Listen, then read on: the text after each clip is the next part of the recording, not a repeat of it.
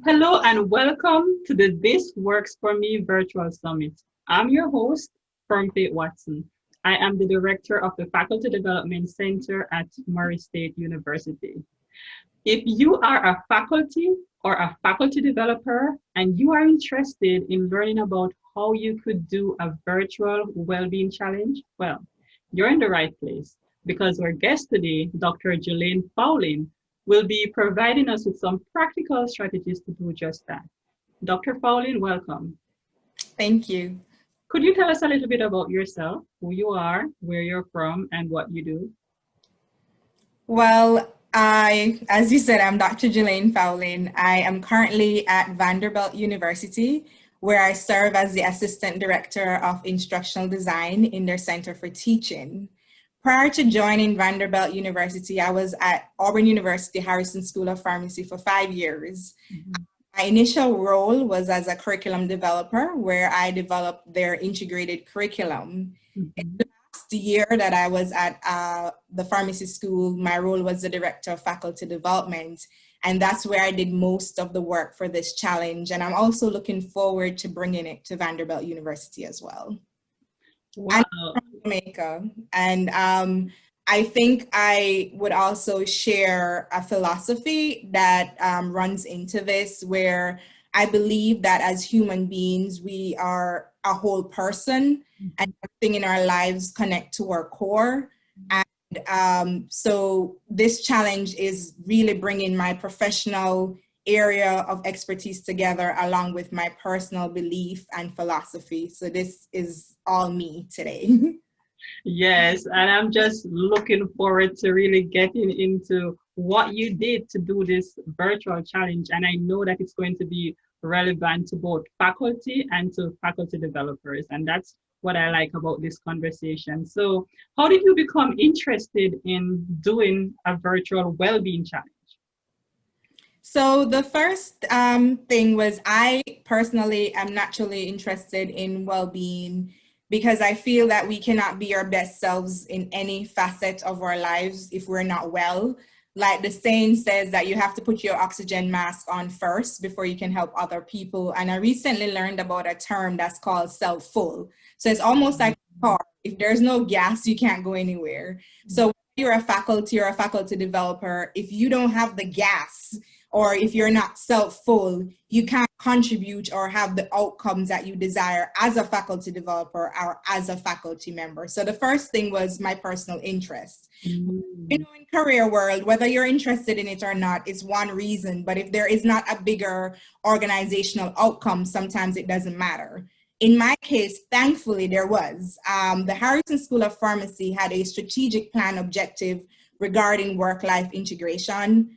The other thing was, as a faculty developer, we always try to make sure that everything that we do is needs-based. So when I just got started in my position, I did a needs assessment. So it was a win-win. My having a well-being challenge was intrinsically motivating to me. It was a strategic, it would contribute to a strategic initiative from the pharmacy school. And based on the needs assessment, the things that were coming up, such as burnout, time management, how to set boundaries, a lot of personal and professional development topics came out as high need, and there were also high priority in terms of what faculty wanted. So it was a win-win for me. So that's how I started. Wow. And so it's just really good to get an idea of how you started from that perspective. How did you reach out to people to get them involved in the challenge? So the first thing that I did was I had a conversation with my boss, Dr. Dan Sori.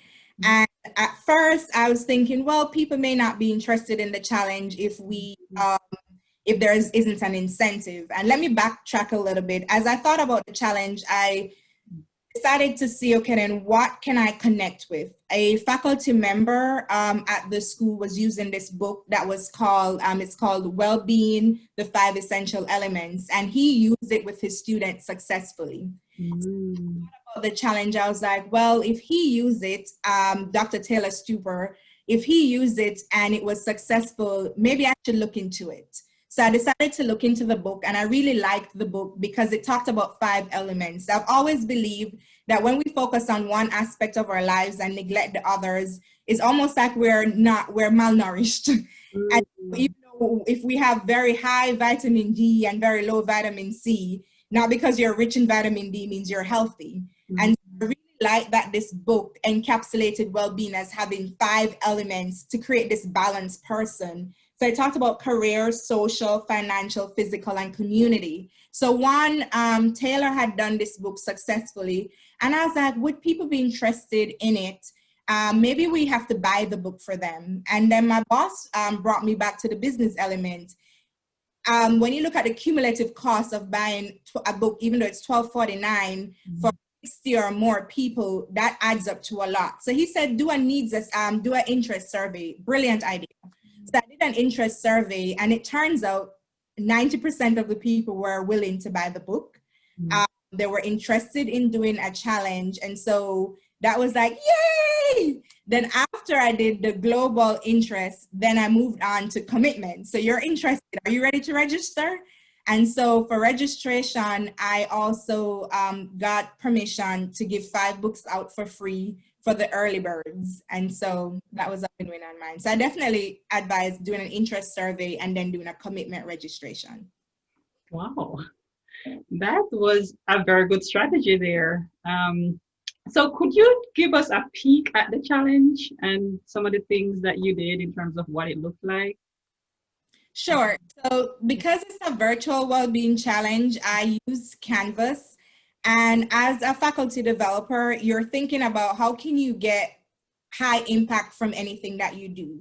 And so I developed a framework before I give you a peek that I call the I5 framework, where it's about igniting interest and curiosity. But of course, we always want to do more than igniting. And so the next part of my framework is immersion. What can we do to get faculty to more than be aware, but really deeply dive in? And then the second part is after they've deeply dived in, what can we get them to do to integrate it into their practice? One is introspect. The same way that for students, they have to be reflective. As faculty and faculty developers, we have to reflect. And then the biggest part, which I'm hoping to happen after the challenge, is imparting that knowledge to others. And so based on that I5 framework, or even though the virtual challenge has about 37 faculty members, I also offer something every month that is also offered to the general population. And I'll show you in Canvas and to make sure that it makes sense. So right now I'm going to share my screen. Okay. And I'm going to go in student view.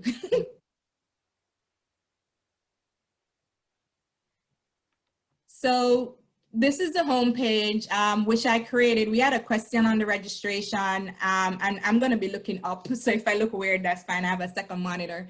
And so in the challenge, we asked in 1 to 2 sentences, how do you want to feel at the end of the challenge? That was for our registration. So I used it to create a nice word cloud for them.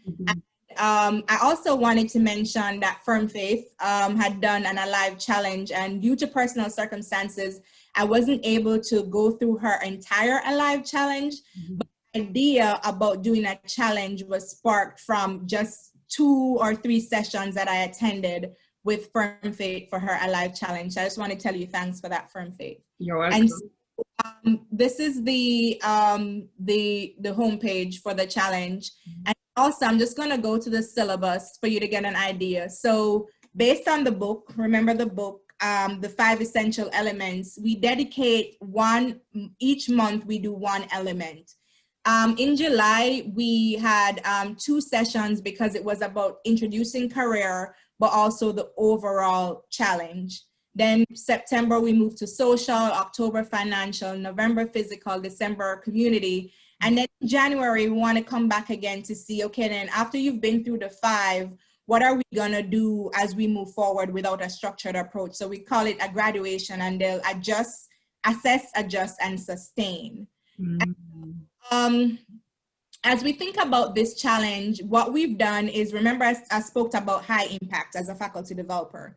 So for each session, we invite an outside speaker to speak on one of the elements that we're focusing on. And for that, we opened the first 45 minutes to the entire school. So you can see that the Ignite portion allows me to have a high impact. So I'm inviting the entire school faculty and staff.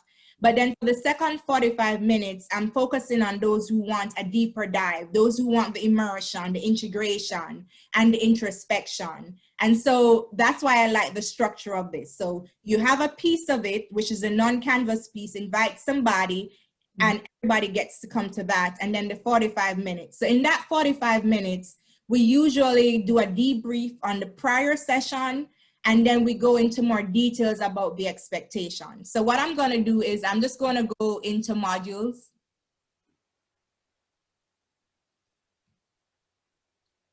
And give you an idea.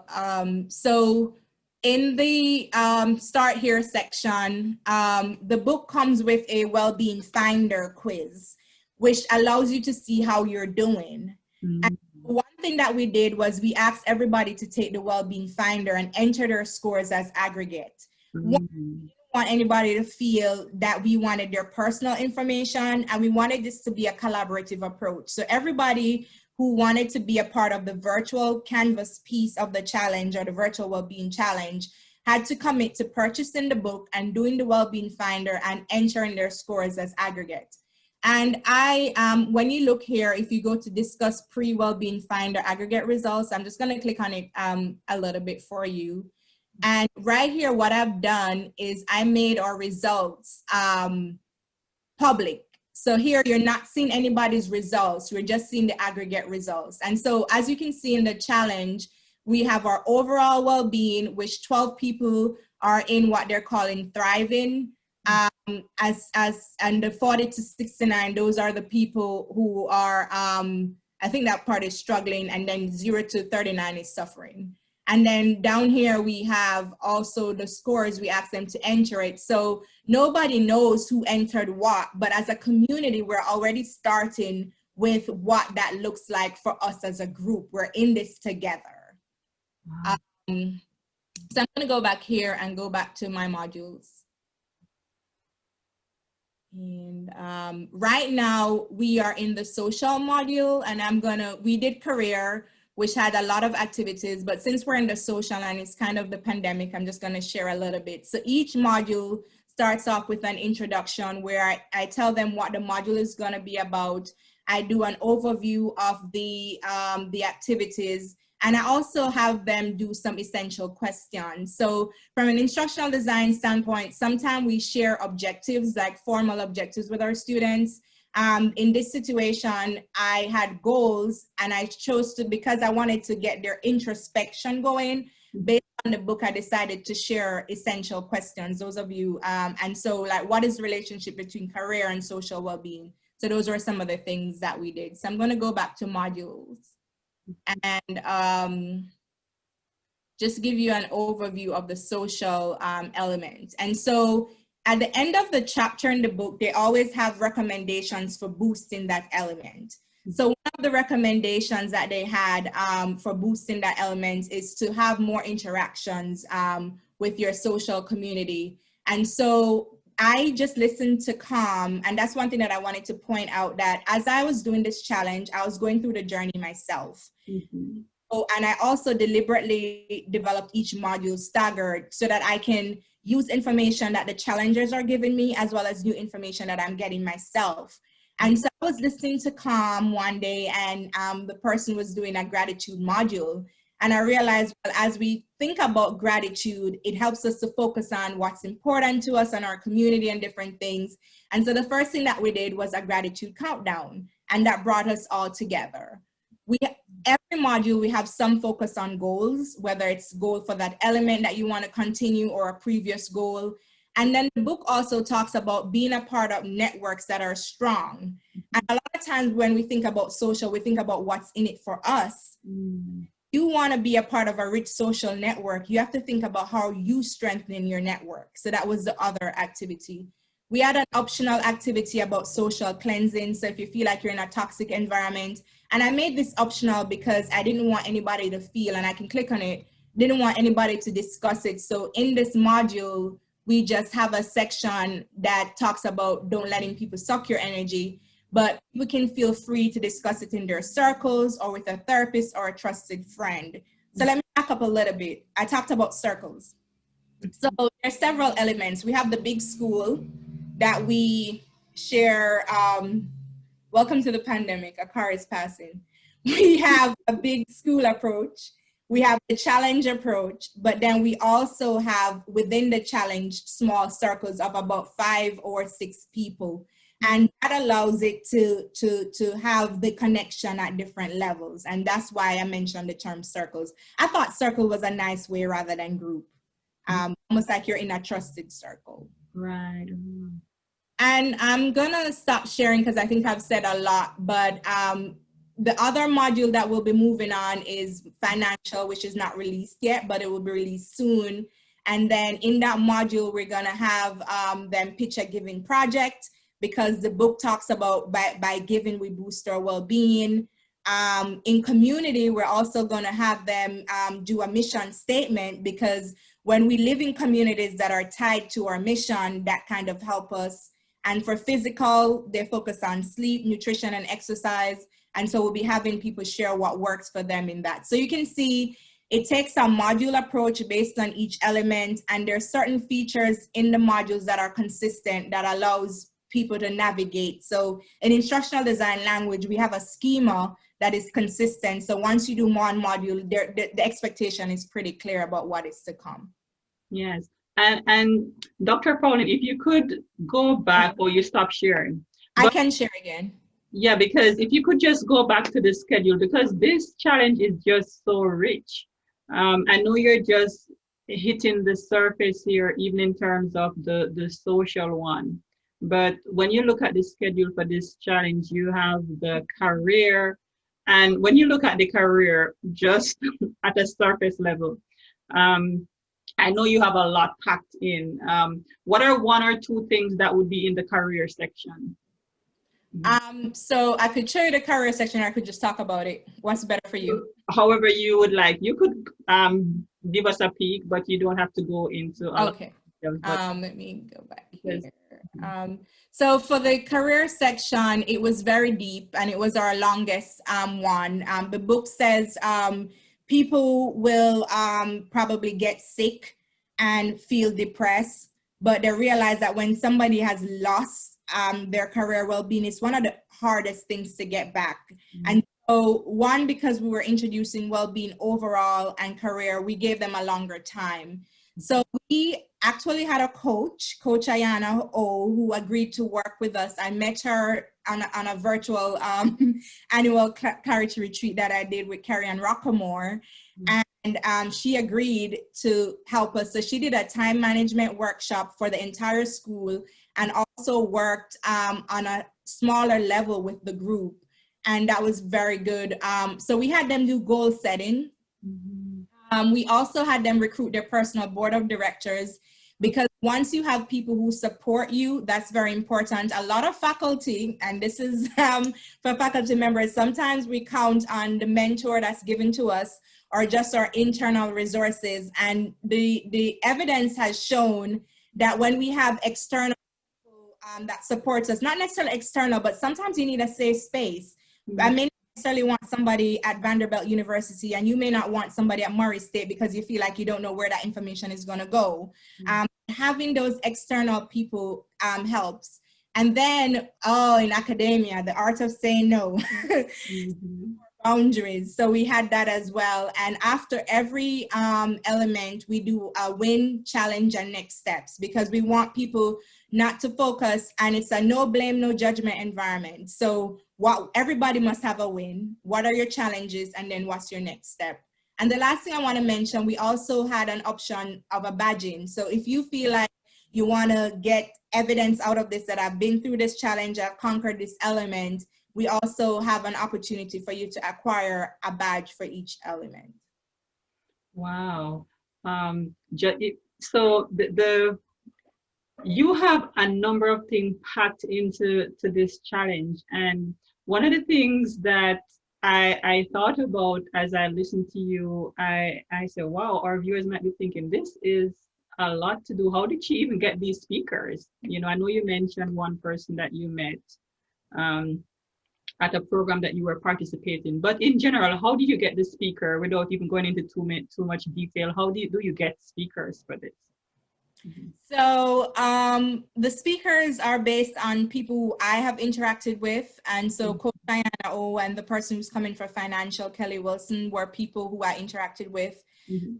Other people, I tapped into our internal expertise. So for social, I just emailed the head of the psychology department and asked her for a recommendation. She gave me someone. And the same thing in our College of Human Sciences at Auburn University. We have a department that's nutrition and dietetics. And it turns out that the person who I'd recommend, I'm also familiar with as well.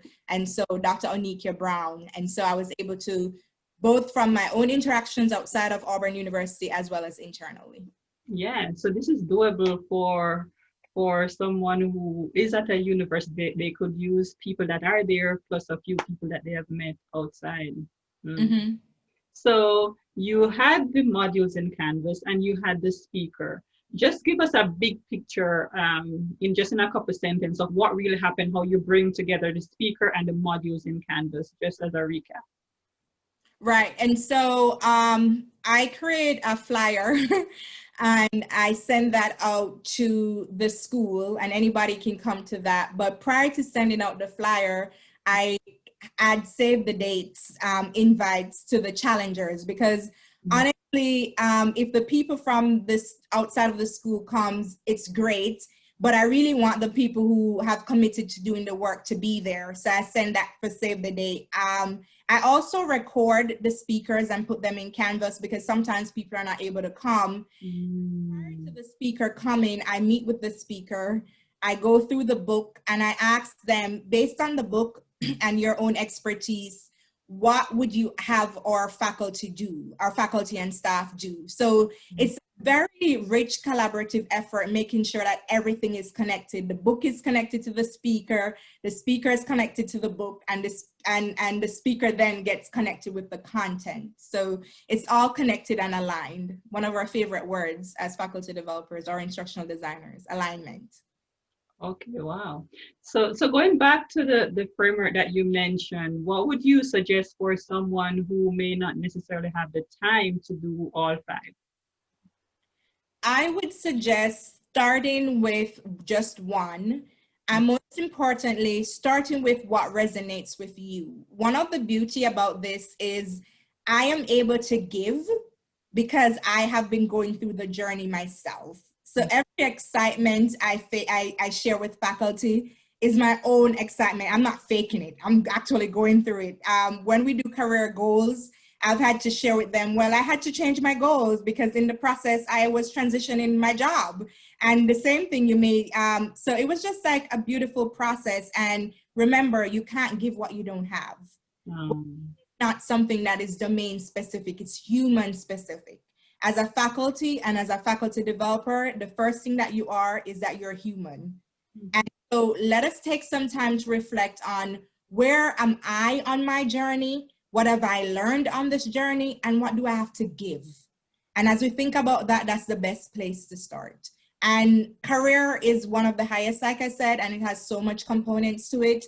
And so I would definitely probably start with career, or seeing that we're in this pandemic, don't want to focus on it too much, but we do have a lot of social isolation.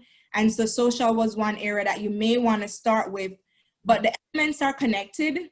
And so I would recommend doing the elements in order and distributing them however you see fit. It may be a 2-year plan.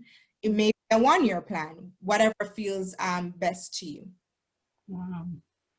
So help us understand your evaluation strategy. And I want you to speak to both faculty and faculty developers as you speak about this evaluation strategy. Okay. First of all, again, I'm showing you the book, and the authors have not paid me. So I want to know that I have no affiliation with Tom Rath or Jim Harder, but I highly recommend getting the book. Why? The book has a WellBeing Finder code that you can take an assessment. As a faculty, you can take this assessment to determine where you are on this journey. Like, how am I doing overall well-being? How am I doing with physical? How am I doing with social? So that's the first step, to decide where you are. So that's your first evaluation. So as I mentioned in the challenge, I made everybody do this WellBeing Finder assessment before the challenge, and have them do it after to see if aggregately how our scores have changed by focusing on each element. How has it changed overall, and how has it changed based on different elements? Also, like I showed you, at the end of each module, I do ask people to give their wins, their challenges, and their next steps. So that already is some data for me to collect. And then at the very end, I'll also ask them about different components. I'll ask them about the speakers. I'll ask them about Canvas. I'll ask them about the support that I gave. That's also one thing. I do weekly check-ins with them, just small videos ranging from 3 to 6 minutes. At first I was doing text, but I realized that it's a little bit impersonal. And so I started doing videos, and I don't set up the videos to be nice. I'm sitting right here, not dressed up, because it's real life. And so I'm just having a conversation with them, telling them about my week through the journey. And sometimes I do circle check-ins, because the circles, sometimes if you don't really check in with them, people cannot connect with each other. And you do need that smaller connection to keep the challenge going. So I do weekly check-ins, and occasionally I do circle check-ins. Mm. And for our faculty developers, what would you say to our faculty developers? So for the faculty developers, those are kind of the elements. So try to build in a pre and a post, and try to build in some formative elements where doing your synchronous meetings, you're probably debriefing. Is this working well? Is there something I want to change? The early part of the challenge, people were confused and they wanted step by step. So I had to kind of really pinpoint what is due this week, which is why I really thought in my weekly challenge, I said, this is what you should have done. And if you're guiding with us, this is where you're going. And so that's very important to kind of do those formative, informal, and then making sure that you do a summative piece as well. For faculty, I would say, pay attention to the WellBeing Finder results. Decide what is your minimum viable outcome. Like, if there's one thing, if I don't do anything else, I want to change this piece. Track that and see when you do the WellBeing Finder again. I think you're allowed to do it probably every 3 months for a year. I'm not sure, but you are allowed to do it multiple times. So that's a good measure for personal assessment. Thank you very much for sharing that. I imagine that there might be a faculty developer or a faculty out there that might be saying, wow, that well-being challenge, it is so rich. I feel like I could do it, or I feel like I could actually facilitate one at my campus, but there's still a little bit of a hesitation. They're a bit hesitant. What would be some first step that a faculty or a faculty developer could take? I'm gonna use an example that you gave from Faith, where you use a biblical analogy where David had 5 stones, and even if people are not interested in the Bible, it's not about the Bible, but it's about starting with where you are comfortable. Because when you're doing well-being, you really want to be authentic, and you really want yourself to shine. So if you're uncomfortable in that area, or you're not going through that journey, I wouldn't recommend starting there. Get the excitement for yourself first. So I definitely recommend starting with yourself. I think I've said that like about 10 times during this interview. I cannot overemphasize it. So I'll definitely start with your own journey. And a lot of the resources and things that I've been able to share is because I'm on this journey myself. So the first thing I would say, try to get on the journey before you start to facilitate other people getting on that journey. Yeah, that's what I like about this strategy. It's really working for you. You know, the books that you're reading, you're giving it to the faculty as resources and so on. Speaking of resource, are there any resource that you would mention for our viewers to review? I know you mentioned the book and So in addition to the book, I've also, for my financial element, thanks to somebody from Pod, who we had a group of people who were interested in well-being, and we've used this software called Airtable.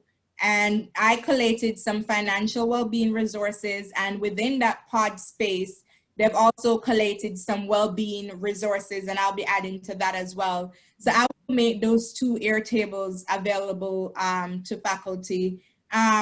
Another book that I've read for my financial is Your Money or Your Life. And that's also in my financial Airtable as well. That has really helped me as well. So these are the 2 main books that I'm using. And the Airtable, I have a ton of resources about the financial. And people have been sharing resources in discussion forum, but Airtable, this is the first time I'm using Airtable to formally collate, so I can share that with you. Yeah, I took just a peek at the Airtable that you had designed, and it really has some very useful resources there that you had. And I can share that as well. Quickly. Oh yeah, go ahead. Go ahead. To see it, because I know we're saying Airtable. What is Airtable? Yeah. So I'm gonna share that real quickly. And so Airtable allows you to do a repository. It's a lot more than just a repository. But I've used it to share resources based on type. And so I have courses, blog website. You see the book that I spoke about, Your Money or Your Life, Help, Teacher Next Door, there are podcasts or videos. And then Airtable also has an element where I can give people a form and they can add. And so within the challenge, I'll share this, but I'll also share that form that they can add to this resource as well. So it's pretty awesome. It is. Thank you for sharing that. So in the next minute or so, I just want to first of all thank you for sharing such practical resources. And I'm wondering if you could leave our viewers with a call to action or an encouragement. All right. So my call to action is a quote that I have from Howard Thurman, and it says, "Don't ask yourself what the world needs. Ask yourself what makes you come alive, and then go do that. Because what the world needs is people who have come alive." I'm a strong believer in sticking to your core. When you get hired, they hire you for your expertise, but they also hire you for you. Vanderbilt hired me for my instructional design expertise, but as a person, Jilliane, I bring something to the table, and it will help Vanderbilt and it will also help me if I stick to my core. There are certain things that make me come alive, and when I come alive, my job comes alive, everybody comes alive, and we're happy. And so I'm coming alive with this interview because I really love well-being. I believe as faculty developers, we cannot ask people to teach if we're not aware of what's going on in their lives. We're not aware of the faculty life cycle. As faculty, we can't go there and empower students if we're not empowered. And so I'm a systems thinker and really believe that even if you're not doing a well-being challenge, in our consultations with faculty, we have to be thinking, is this faculty member who I'm talking to, what's going on with them in their life? How are they doing? People first before we start pressuring people. We cannot empower people if they're not well. If somebody's hungry and you are asking them to go read something, feed them first. And I know Maslow's hierarchy is controversial sometimes, but the practical aspect of it is cater to the people's side before we move to task. And that's what well-being allows us to do. If we want optimal educational outcomes, think about the people we're working with first. Wow. What a call to action. What an encouragement. What a great way to close this interview. Dr. Fowlin, you have shared several practical strategies with us today. Thank you very much. Thank you. Viewers, I encourage you to share this conversation with others and check out the resources. I will be posting them in the video description below. And I look forward to seeing you in the next episode of this virtual summit. See you soon.